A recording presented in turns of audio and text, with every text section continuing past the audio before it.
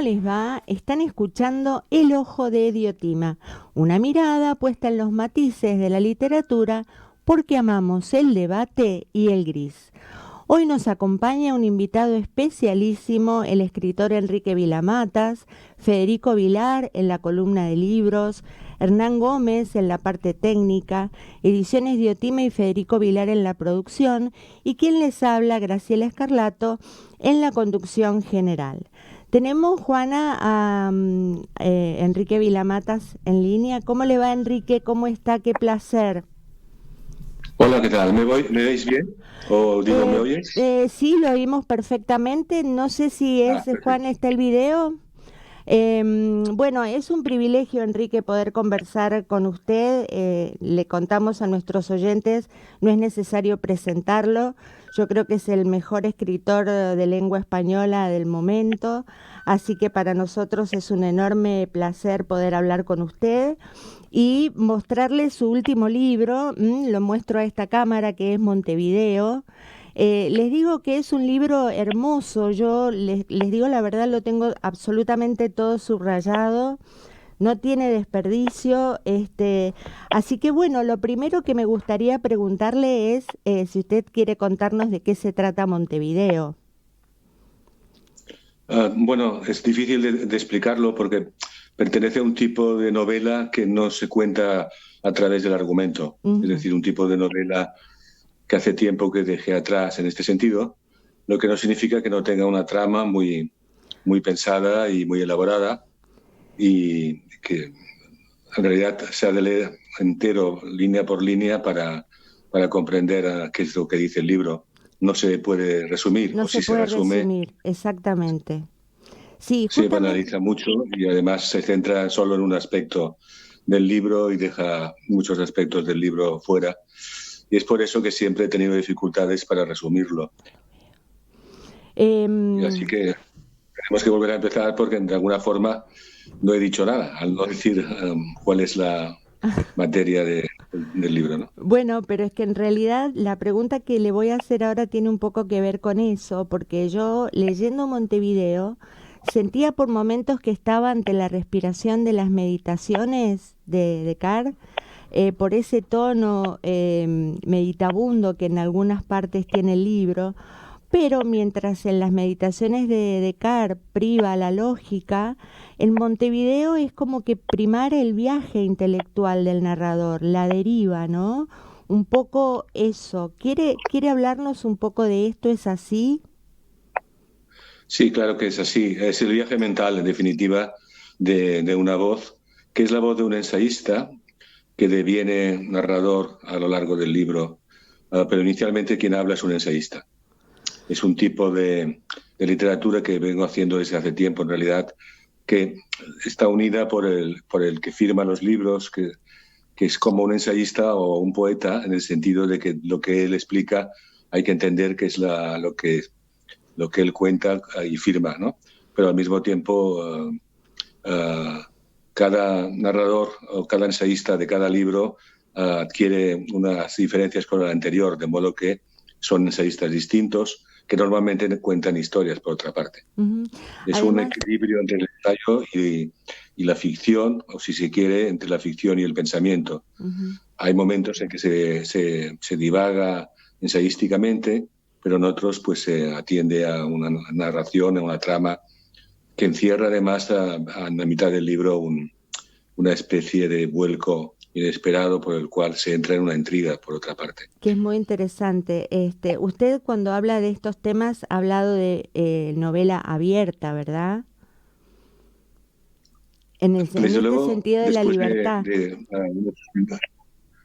sí, es una novela que al llevar ya unos meses en circulación, he constatado más que nunca que al ser de libre interpretación y dejar muy libre por completo, como es lógico, al lector para juzgarla, para entenderla o no, uh, una novela además muy ambigua que trata sobre la complejidad del mundo, en definitiva, y la búsqueda de la resolución de un misterio que, como todos sabemos, no va a ser resuelto en el sentido metafísico, es decir, de saber conocer el misterio y las tinieblas del mundo, en qué consisten, no las vamos a saber nunca.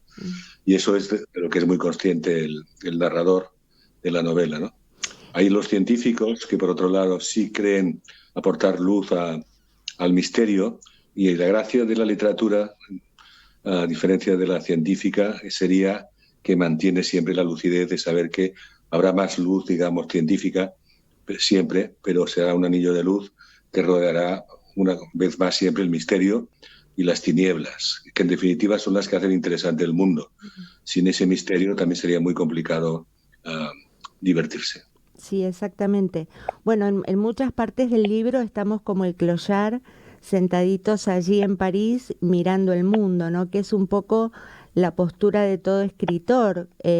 No sé si usted está de acuerdo.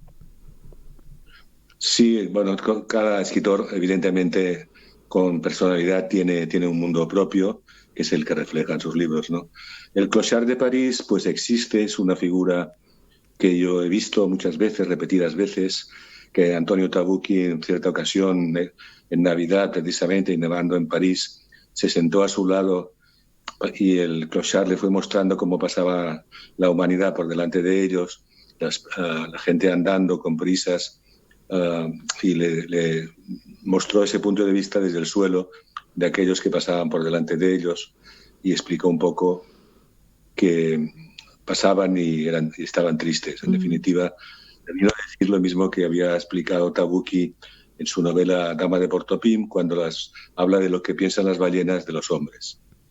En el mismo narrador en Montevideo habla de la máquina soltera. Yo lo quisiera citar. Dice: es un dispositivo que produce lenguaje en una deslumbrante creación de interminable escritura expulsada, provista de un sinfín de ecos. Y yo, es una opinión personal, no sé si usted la comparte, encuentro aquí cierta cifra de su propia escritura, en el sentido de la libertad de esa escritura. ¿Sería así? Sería así, posiblemente sí. No veo nada para contradecir aquí. Es una máquina soltera porque es alguien que discurre en torno a, que presenta el viaje mental durante meses del ensayista narrador. En la mente, digamos, no hay géneros. Estamos normalmente pensando siempre. Ese pensamiento se pierde porque todo pensamiento es presente y se va, y de alguna forma le sucede otro. Pero cuando se trabaja de esta forma, como una especie de monólogo interior, pero largo en el libro y salpicado también de anécdotas, historias y incorporación de una posible autobiografía del autor, vamos acumulando una serie de imágenes y pensamientos que tratan de imitar un poco lo que sería lo que hemos dicho, el viaje mental, ¿no? Es por eso, en realidad es pensamiento mezclado con narración. Siempre lo he hecho así, pero con el tiempo más marcado. Y lo importante es también que crear las condiciones, que el narrador crea unas condiciones especiales, como montar una caja y en esa caja poner diversos departamentos y preparar un poco o pintar un cuadro con bastantes fragmentos por unir, y saber que todo va a transcurrir en esa caja o en ese cuadro, y que los pensamientos distintos van a ir a un lado o al otro, pero se van a homologar entre ellos. No habrá fronteras, para hablar claro. No se escribe como se piensa, como es dificilísimo atrapar el pensamiento porque es más rápido que la escritura. De alguna manera se agarran cosas importantes antes de soltarlas, y van formando un discurso en el que el mismo escritor, como podrá ver el lector, va saltando con facilidad de un lado para otro, sin que eso se note especialmente, pero tiene la libertad precisamente, como ocurre en el viaje mental, de ir mezclando géneros, pensamientos de todo tipo, recuerdos con invención o sin ella. Es decir, se trabaja con fluidez, diría yo que es la palabra.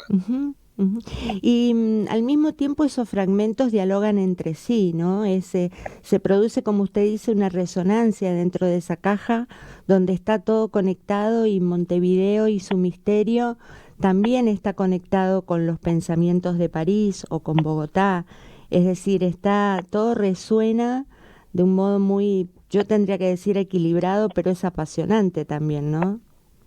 Aquí por completo de acuerdo, no que sea apasionante, sino que todo concuerda. Es decir, hay una extraña coherencia dentro de la rareza, porque está muy trabajado el libro, de alguna Mm, forma nada aparece porque tiene que aparecer, sino que todo está conectado, pero sin que se note la conexión entre tantos fragmentos de lugares y momentos diferentes. Pero también para saltar, como en un viaje en el que vamos en este libro de París a París, pasando por Portugal, pasando por a la Suiza alemana, San Galen, pasando por Bogotá, pasando por Montevideo, que es el centro teórico geográfico del libro, mm. no el que ocupa todo el espacio, porque no es Montevideo exactamente, es el núcleo central de la historia, digamos, relacionado con el mundo de Julio Cortázar, pero no es el lugar exacto desde el que se escribe el libro. Yo lo he escrito este libro desde Barcelona, después y durante la pandemia, y, y, al mismo tiempo todo el libro me parece escrito en París, Ujú. que significa que mentalmente estaba en París escribiéndolo y en Barcelona llevándolo a la práctica, para entendernos un poco la ambigüedad de los lugares donde uno está cuando se trata de pensar únicamente. Mm. Enrique Vilamatas, el narrador de su libro, comenta en un apartado que la literatura llegará a ser un fin en sí mismo, sin ideología y sin Dios. Yo le quiero preguntar si usted cree que es posible la autonomía de la literatura o que vida y literatura se confunden, realidad y ficción. Porque también en una entrevista usted dijo, hablando de la verdad, si es que la hubiera, ¿no? Si es que hay verdad. Bueno, porque claro, estoy muy acostumbrado, como todos, a que parezcan personas que creen en lo que dicen de alguna forma contundente, como si su verdad fuera la única, ¿no? Y Mm, eso sí que es incompatible con la complejidad extraordinaria del mundo, mm, donde en principio yo creo que cualquier verdad de cada uno, salvo que sea muy íntima y uh, se puede compaginar perfectamente con las verdades de los demás, sin creer que esa verdad, que sería mucha casualidad, fuera la de uno mismo, ¿no? Pienso que corresponde solo a miradas sobre el mundo y a que, naturalmente, aquellos que hablan con sentencias o creyendo que lo que dicen es lo cierto, pues me parecen en el fondo muy ridículos, ¿no? Porque uh, detrás de esa verdad siempre hay otra verdad.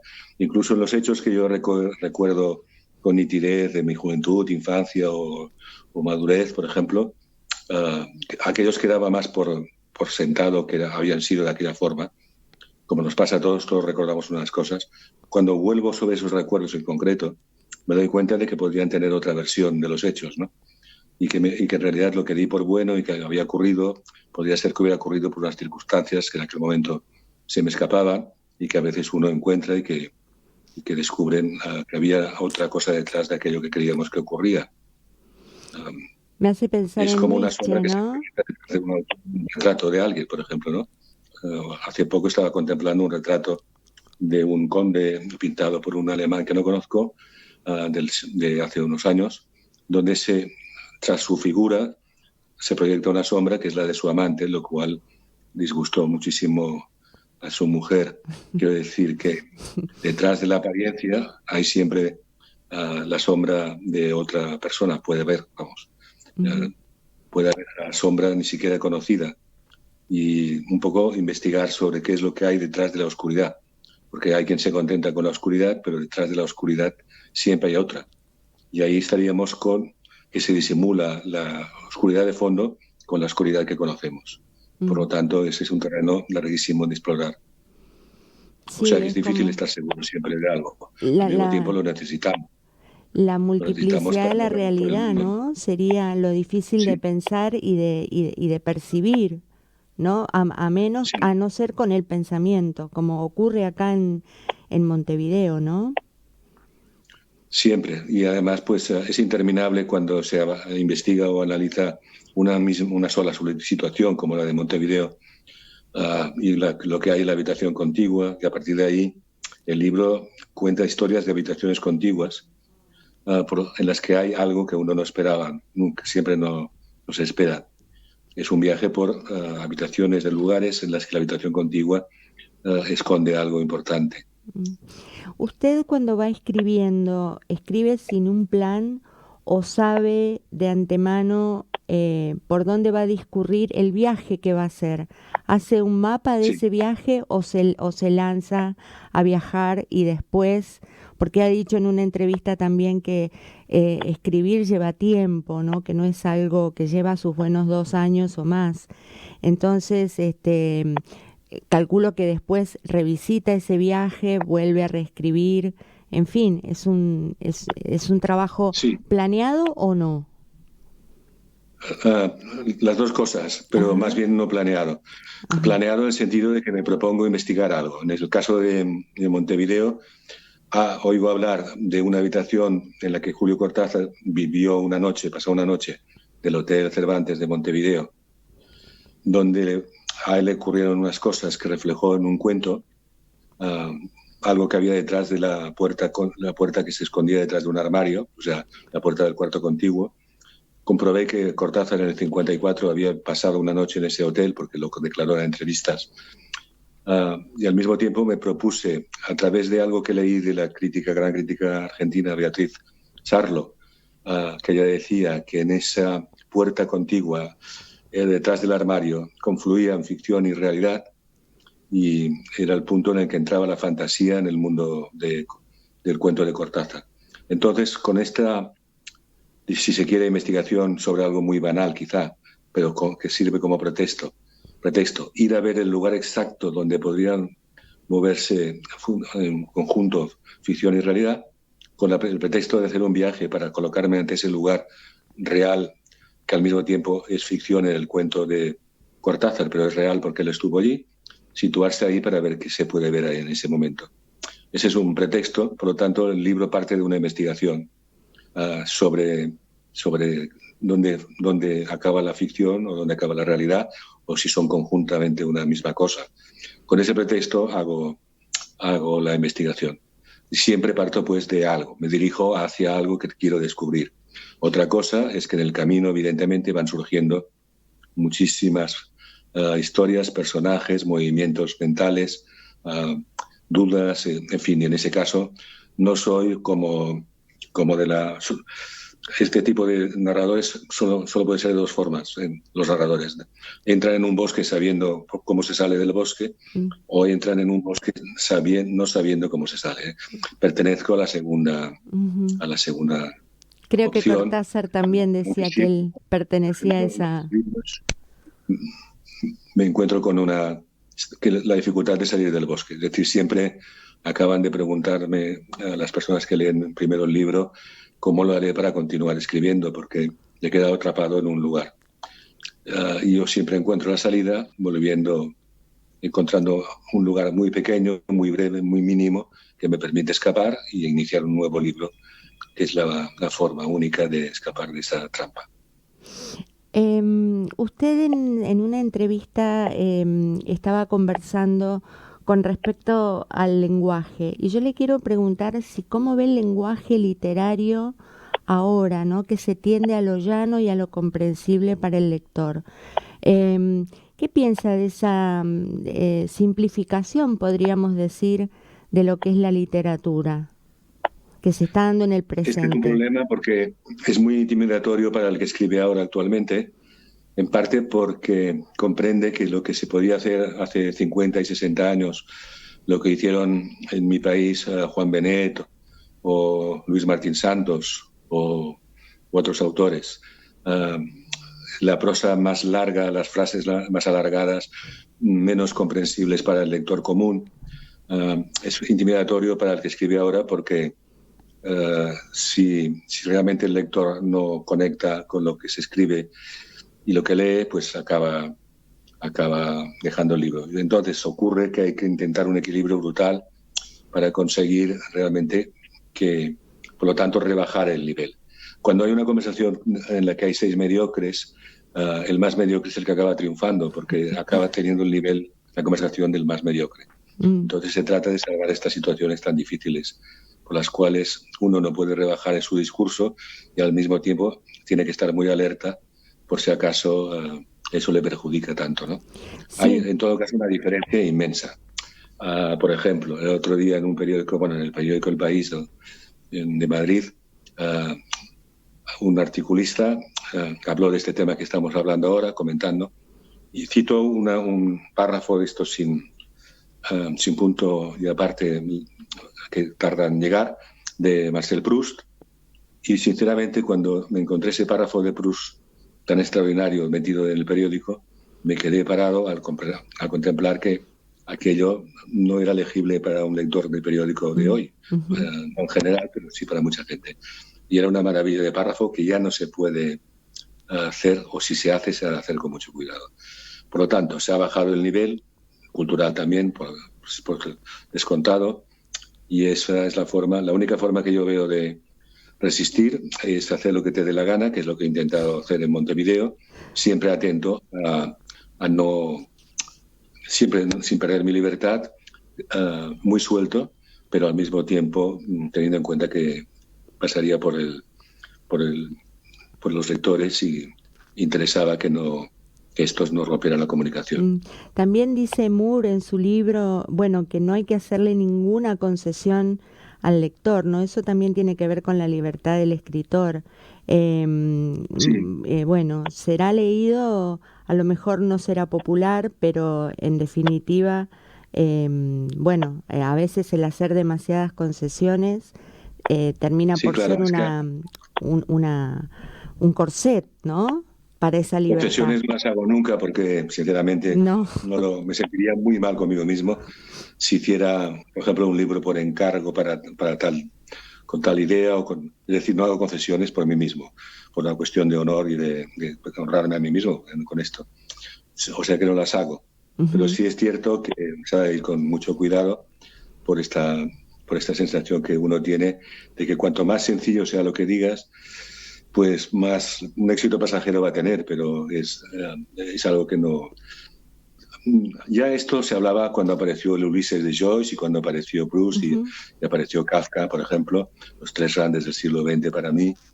Se hablaba de que había escritores que para los críticos y para los literatos, escritores que se movían con lectores exclusivamente de este lado, que permitían que hubieran críticos sin cesar cuando había críticos por entonces, más que ahora, y los otros que hablaban más llano y que llegaban a los lectores. Esa división siempre se ha visto. Si me interesa tanto la literatura argentina en general, es por la cantidad de opciones literarias que hay en Argentina, ajenas a esto que estamos hablando, no ajenas, pero algo ajenas a lo que estamos hablando en un lugar como Europa, donde importa básicamente si el libro se ha vendido o no actualmente, ¿no? Sí, también por el estado de la industria, ¿no? Editorial, que ha cambiado mucho en el siglo XXI. Los lobbies editoriales. Yo como hace años que escribo y que publico, no tiene nada que ver, sinceramente. Pero, claro, en mi caso se trata solo de ser un resistente, de estar en lo que siempre he hecho sin ser aplacado por la idea de llegar a un público máximo. Ya me conformo con el que existe para mí, por lo tanto no es problema. Portugal, por ejemplo, Argentina, son países muy, muy literarios debido a que se permiten mucho tipo de ofertas literarias distintas, conceptos distintos de narrar y grandes autores sin parecerse entre ellos. Por lo tanto, por eso siempre he mirado y he leído lo que se produce en Argentina. Hay varios autores citados en Montevideo, varios autores argentinos, Fresán entre ellos, ¿no? ¿Cómo? No, decía que hay varios autores, tenemos un pequeño delay con la comunicación, por eso le pido disculpas, a veces lo piso, que están citados varios escritores argentinos en Montevideo, entre ellos Fresán, ¿no? Que habla precisamente de la importancia de la supremacía del lenguaje sobre la trama y los personajes, ¿no? Es decir, la importancia que tiene el lenguaje. ¿Quién me cita? ¿Quién me ha dicho? Rodrigo Fresán. Rodrigo Fresán, sí. Sí, claro. Fresán es un autor muy arraigado en Barcelona y amigo de toda la vida desde el primer viaje que hice yo a Buenos Aires. Y un tipo de escritor bueno, complicado y difícil lo que hace y que yo admiro, me interesa. Y no quería seleccionar a nadie más en este caso, en el libro, porque se trataba no de nombrar a varios, sino poner un solo ejemplo suficiente para que no se sintieran fuera de esta selección muchos autores. Muchos autores. Bueno, le quiero preguntar algo que me parece muy interesante. Usted, el narrador, mejor dicho, dice en Montevideo que se puede esbozar una discrepancia política frente al presente. Se pregunta si eso es posible. Y yo le quiero preguntar si es posible ser intempestivos, si podemos escribir desde otro lugar que no sea el presente, si podemos escapar a eso, ¿no? Sí, es que el presente siempre no existe en el fondo porque desaparece antes de aparecer prácticamente. Nabokov decía que el futuro era una figura retórica y que el pasado no existe, con lo cual lo tenemos un poco complicado. Pero la pregunta, ¿cuál era? Que me perdone. La pregunta es si se puede ser intempestivo hoy escribiendo. Sí, en el anterior libro, Esta bruma insensata, era intempestivo por completo porque escribía fuera del tiempo en el que transcurría la acción, que estaba situada en la época de crisis en Cataluña, sin que se mencionara casi los hechos políticos del momento. Y con el tiempo además ha sido asombroso porque ahora se parece más a lo que está pasando ahora mi libro que a lo que pasaba en aquel momento. Y es que había tomado una distancia sobre aquellos hechos. De hecho, el narrador podía ser ya que estuviera muerto o en un limbo fuera de la tierra, y por lo tanto ahora encaja muy bien, porque como todo lo que cuentan las novelas pasa con el tiempo, pasa de actualidad, pues es una forma intempestiva, utilizando el adjetivo de Nietzsche, de distanciarse de tu propio tiempo para estar precisamente en el tuyo, ya que ese tiempo no existe en realidad. Y todo aquello que se asocia un poco a la actualidad es lo que pierde muchísimo, choca uno al leerlo cuando se lo encuentra en las grandes obras, porque solamente es actualidad periodística, pero no es y choca un poco encontrársela. Por eso he rehuido siempre bastante hablar de lo que está pasando en realidad, y me he distanciado de esto para hacer la obra, en definitiva. Sí, por eso le preguntaba antes si usted considera que la literatura puede ser autónoma. No, evidentemente sí. Sí, se puede serlo, y es muy criticada cuando es autónoma, pero tiene que ser libre, ¿no?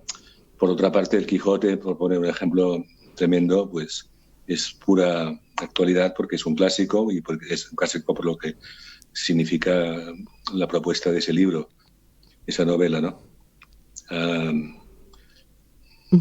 Sí. Bueno, usted ha dicho en algunas entrevistas que el autor no es más que las transformaciones de su estilo. Y yo le quería preguntar, Enrique, ¿qué es el estilo para usted? Pues el estilo es como decía un torero, Belmonte, que su estilo era como toreaba él. Es decir, como torea uno, como ve la vida y la traslada al papel, de alguna forma ese es el estilo, ¿no? Que es propio de cada uno y inconfundible, y que no se parece a ninguno más, ¿no? A veces digo, nadie escribe como yo, porque es una frase que parece pedante, y es al revés. Simplemente cada uno escribe de una forma que nadie puede escribir igual.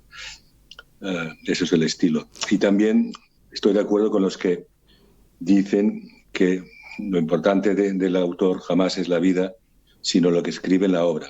Cuando se habla de que se hace un libro para contar tu vida, en realidad lo que cuenta siempre es la obra, la que explica algo de ti, aunque se hable de personas que no eres tú. Ahí estás tú, y lo que tiene que quedar, nunca la figura del escritor. Es más creíble lo que ha escrito. Más refleja su vida, de alguna manera, que refleja en realidad la vida de su estilo, ¿no? La biografía de su estilo. ¿Y se puede conservar el estilo y al mismo tiempo reinventarse? Porque algo muy interesante en su obra es el hecho de no repetirse, ¿no? Y de de avanzar, de romper con una frontera y ir a la siguiente. Siempre así. Y cuando dicen que me repito, pues no lo entiendo, porque creo que han leído mal, seguro. Porque repito temas y personajes y autores literarios, y aparecen siempre paisajes parecidos y ciudades parecidas, iguales. Pero eso simplemente es un espejismo, porque en cada libro hay otra cosa distinta. Y lo puedo decir yo porque si no, no me divertiría escribiendo. Y si es distinto es por esto, porque siempre manejo el material propio mío, porque claro, no va a ser de otro, pero lo transformo para que sea una experiencia siempre distinta. Veo claramente la experiencia de escribir una novela como la veía Cervantes, que hablaba de aventurarse. De ahí salen las aventuras, ¿no? Aventurarse, le dice a Sancho en un momento determinado. En la vida, por la libertad y por tu propia honra, le dice a Sancho, a Quijano, le dice, hay que aventurarse. Y eso es la aventura continua que hay en el Quijote, que se ha convertido en la novela. Esta es la historia de la novela. Aventurarse significa pues arriesgarse en todo lo que uno hace, jugándosela y sabiendo que corre muchos peligros, pero si no, no sería interesante torear, ya que hemos sacado el símil este. Sí, rescato también lo que usted dijo de divertirse, ¿no? La escritura, que es una forma de leer el mundo, de estar en el mundo, pero también es puro placer, ¿no? Y se nota es eso. Es la inteligencia divirtiéndose, por decirlo de alguna manera. Creo que lo dijo Einstein, me parece. La inteligencia también necesita divertirse, por supuesto. Exactamente. Bueno, dada la fuerza de la imaginación en su escritura, ¿es posible o es necesario esto de ir más allá de las barreras, ¿no? ¿Es la imaginación la que lo impulsa o es el propio movimiento de la inteligencia? ¿Es por ¿Va por el lado racional o no? Eso es lo que yo quería preguntarle. Es mucho más interesante el avanzar frases que uno a veces ni siquiera sabe qué significan, como cuando en Montevideo digo que es la búsqueda de la novela de un cuarto propio, que sería como el cuarto propio de los hombres, comparado en paralelo al cuarto propio de Virginia Woolf. Esto lo escribí y ahí está, y se ha interpretado de muchas maneras, que es lo que yo buscaba. Es porque alguien me dijo que escribiera eso, alguien que no conozco. Aparece de repente, por la misma escritura, una frase que aparece en tu mente y si la colocas, queda ahí. Siempre estás a tiempo de borrarla. Pero frases como estas llevan a otro sitio. En mi trabajo hay dos cosas que tenía desde el comienzo, que quizás están ya mermadas, pero que eran imaginación y memoria. Y esto lo he conservado porque es imprescindible para escribir. La imaginación no lo sabía que la tenía tanta, pero con los primeros libros la crítica española dijo que contaba historias inverosímiles que era imposible que ocurrieran.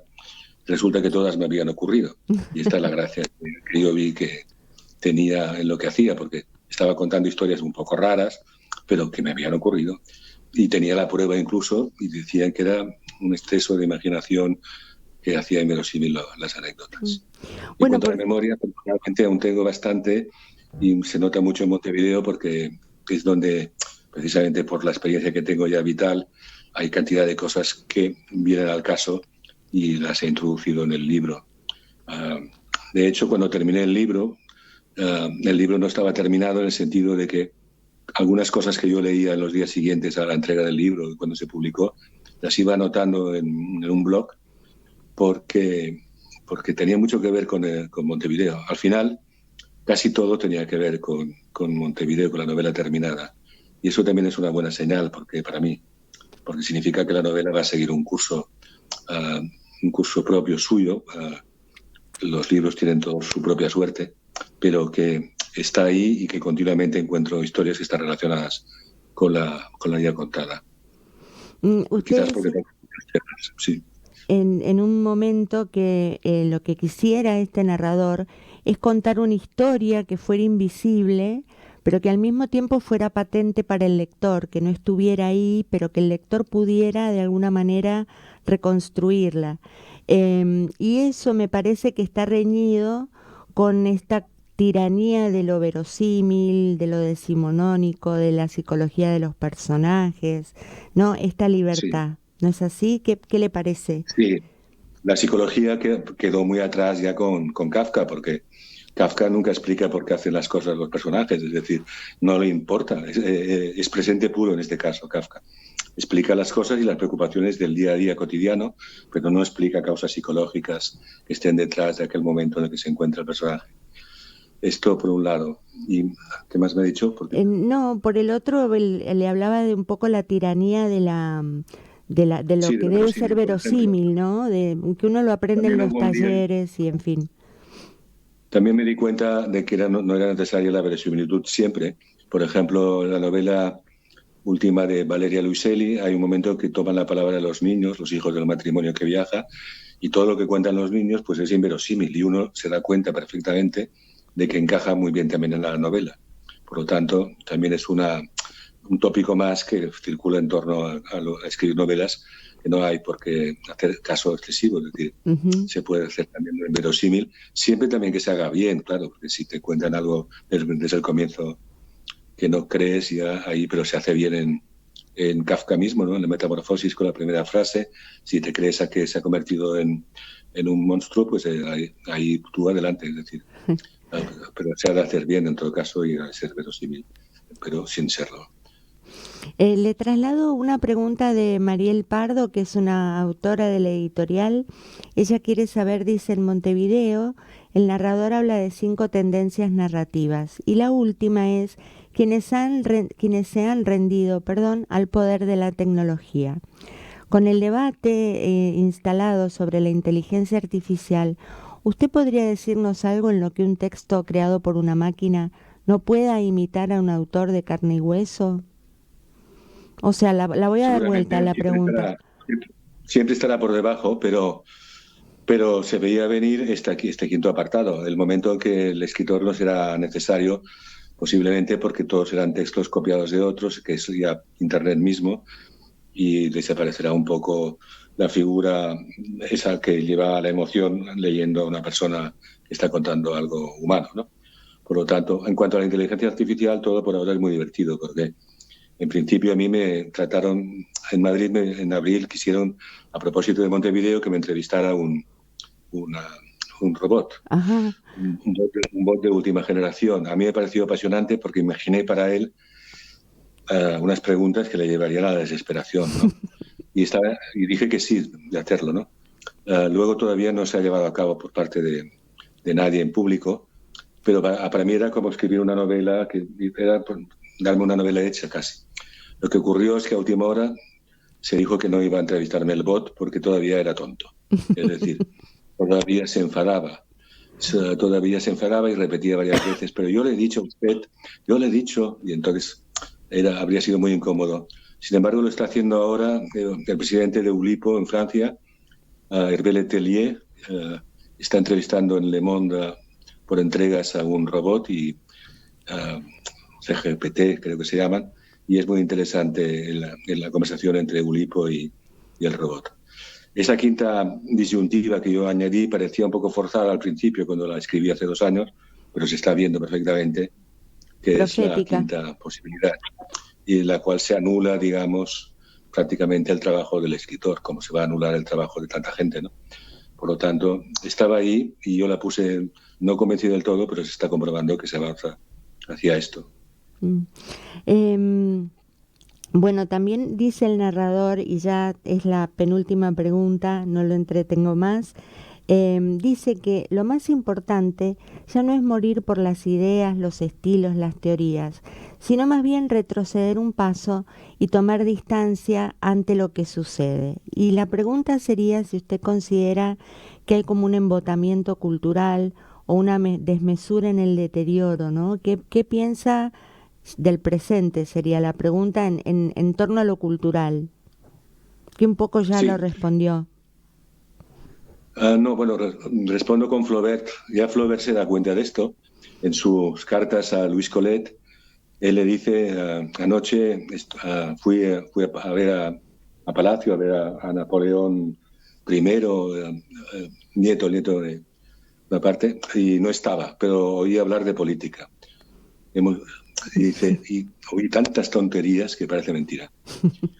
Eso por un lado, lo que dice Flaubert. La otra, que él explica que se debería educar a los dirigentes, es decir, estos deberían educar al pueblo, pero que en realidad ellos no pueden educar al pueblo, a la masa que desprecian, porque ellos no, son la ignorancia misma de culturalmente no tienen posibilidades de educar y además, aunque les interesa que el pueblo no acceda a saber, de alguna forma los políticos no pueden educarlos porque no tienen ni idea de cultura, no están relacionadas con ella. No, y de hecho la están sacando de la currícula de las escuelas, ¿no? Todo lo que es humanismo ya no se enseña, filosofía, exactamente, por lo ¿no? tanto, siempre se ha pensado que era hecho a propósito por las clases dirigentes, digamos, pero creo que ni a propósito ni nada, es ya irremediable prácticamente, porque tampoco son capaces ni de darse cuenta de que eso es una estrategia para que la masa no se subleve. Ahora la masa se subleva ya sin saber también. Por lo tanto, no hay problema. Sí. Es bueno la gente los escritores como Flaubert o Kafka, que no eran profetas, sino que eran perceptivos con la realidad. Veían lo que iba a pasar de alguna forma sin ser profetas.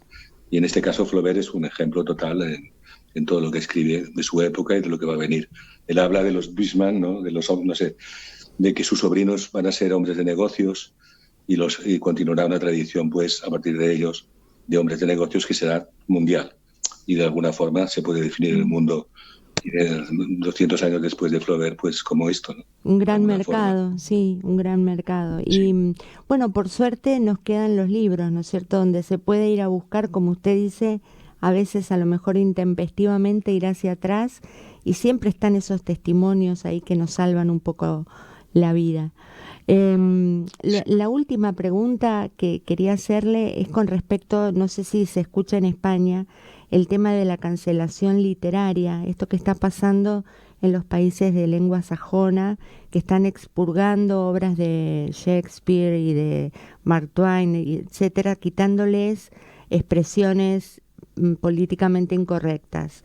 ¿Eso está pasando, se ve en la industria española? ¿Usted piensa que va a llegar porque está pasando en países bueno, que ponen todo de moda en el mercado editorial? ¿Y qué piensa al respecto? Sí, ya está pasando, pero de hecho se habla más de la autocensura, es decir, porque se escribe o se trabaja en medios cuidando de no pasarte, es decir, que no te despidan con opiniones que molesten en un lugar o en otro. Por lo tanto, trabaja más hábilmente, más sutilmente la autocensura desde hace años. Yo he conocido incluso la censura con Franco, porque empecé a escribir en vida todavía del dictador y mi primer libro pues hubo unas páginas censuradas. Y tengo incluso esta experiencia que para mí es exótica ya, que los jóvenes precisamente no la consideran verosímil, ¿no?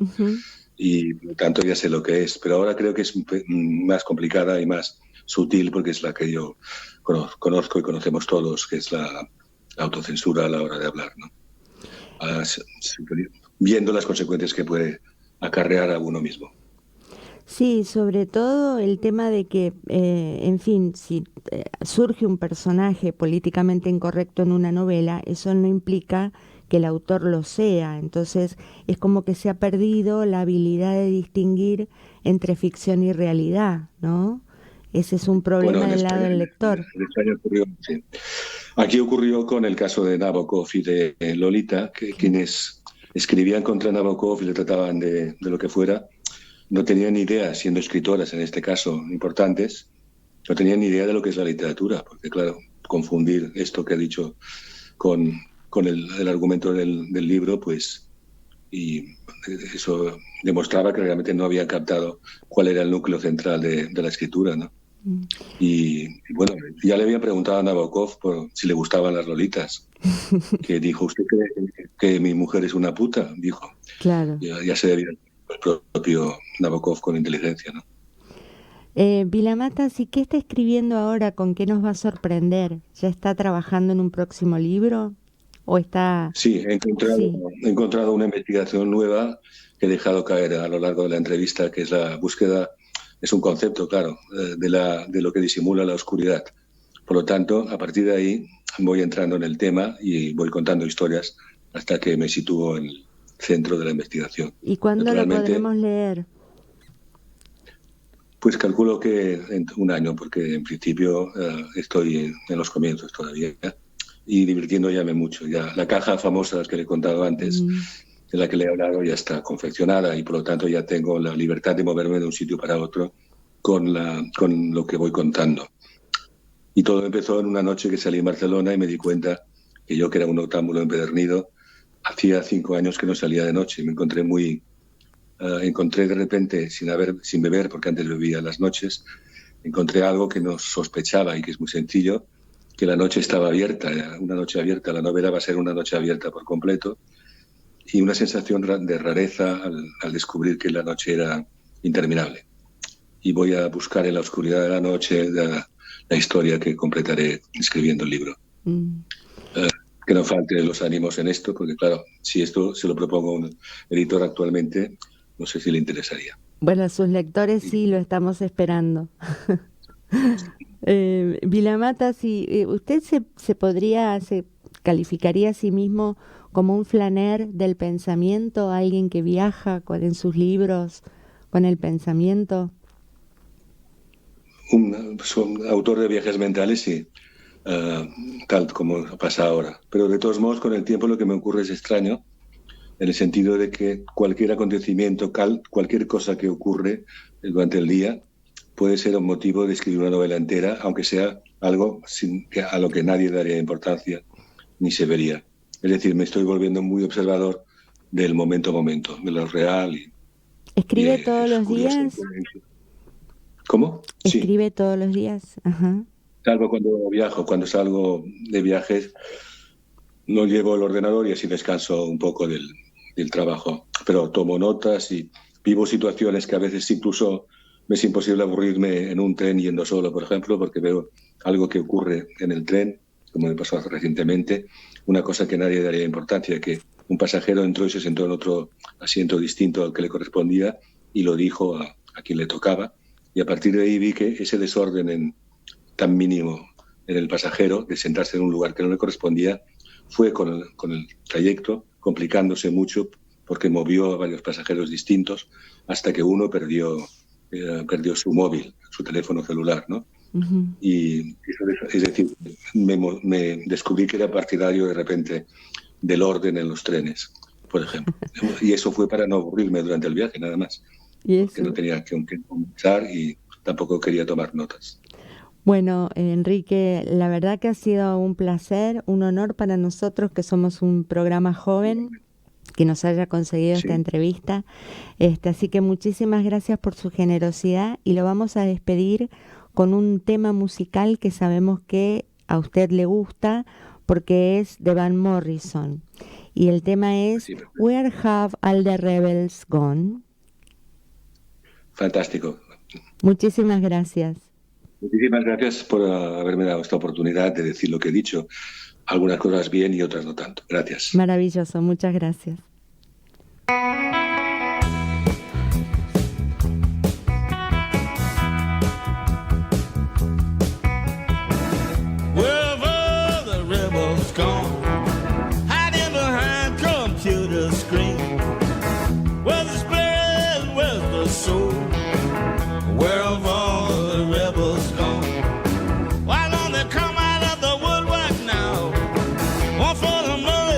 Two for the show. It's not very rock and roll. Where have all of the rebels gone? Where have all the rebels gone? Waiting for someone else to make a move. While they're sitting on the fence, well, it's some kind of pretense.